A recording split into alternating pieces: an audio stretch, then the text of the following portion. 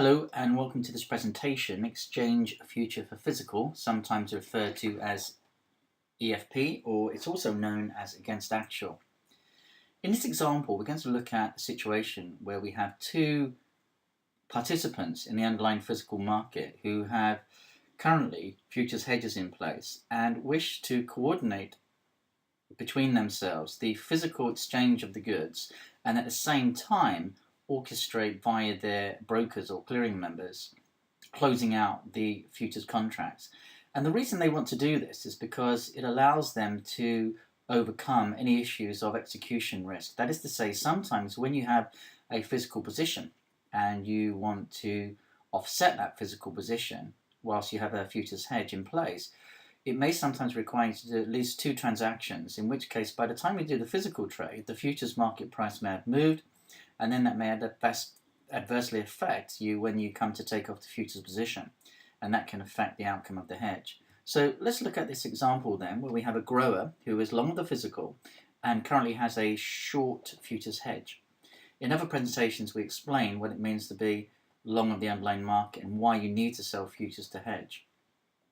Also today, suppose we have somebody who is short the physical, such as a refiner or a roaster or a miller, and they have hedged their position by going long of futures. Suppose later on the two respective parties get in touch with their individual brokers, which we refer to as broker X and broker Y. And the intention is, remember, that the two participants in the physical market wish to do the physical transaction now together and at the same time offset their futures contract. So instead of separately doing the physical trade and then separately going into the futures market and laying off their futures hedge, which can expose them to what we call execution risk, they can get their brokers to orchestrate the physical deal and the futures offsetting trade at the same time. So in this situation, before futures delivery day, at a convenient opportunity for the two underlying participants, the broker X then helps the farmer sell the commodity to the refinery and then buys a future. Now what happens, of course, is that from the refiner's perspective, they go long the physical, they take physical delivery of the underlying commodity and sell futures to the farmer. Now this is all organized via the brokers, but you can see what's happening here. The farmer will then deliver the crops in exchange for cash,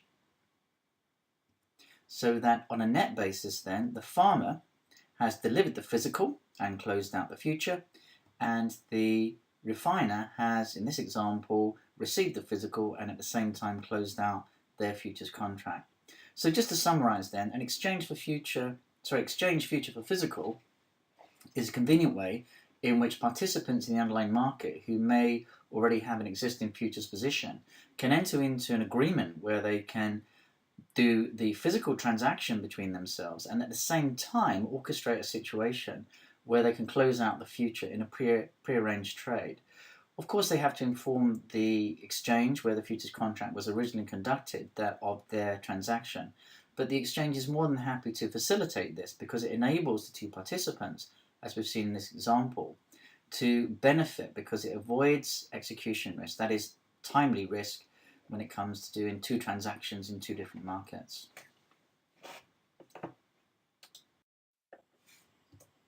There are other examples of exchange future for physical, and we're going to look at another one here.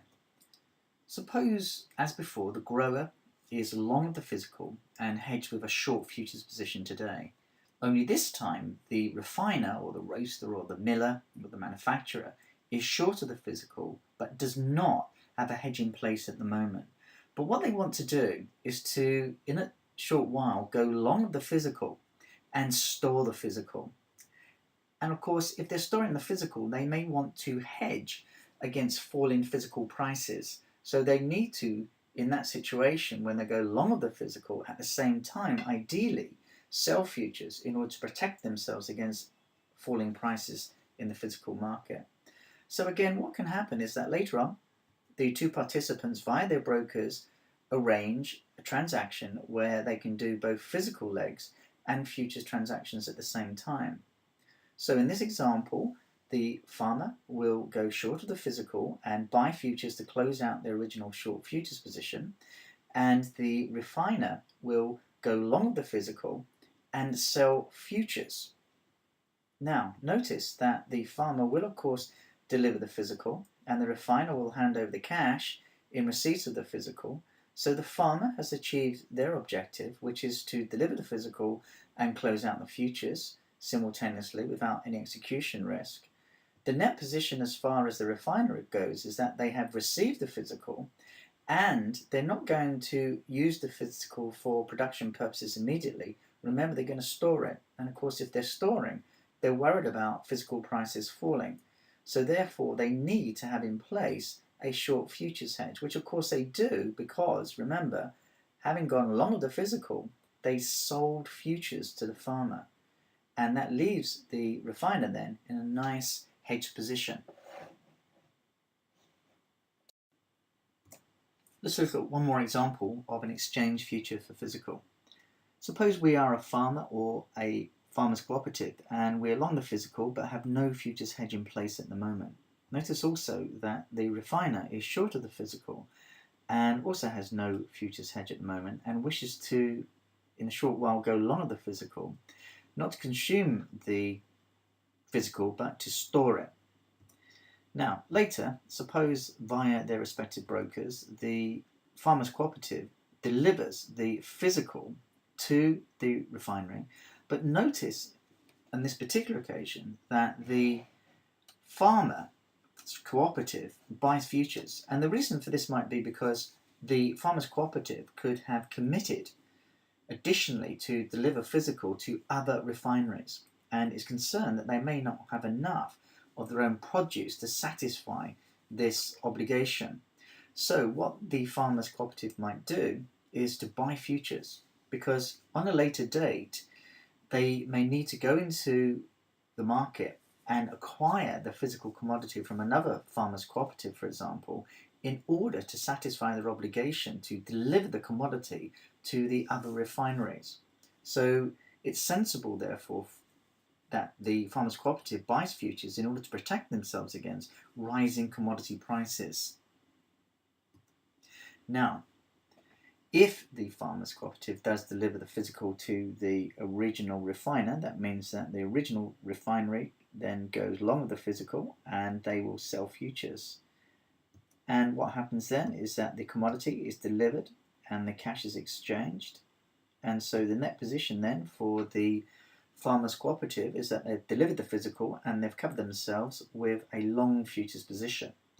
And as far as the refinery goes, they have a net position where they have received the physical, and because they're going to store the physical, they need to have sold futures, which they have in this particular example.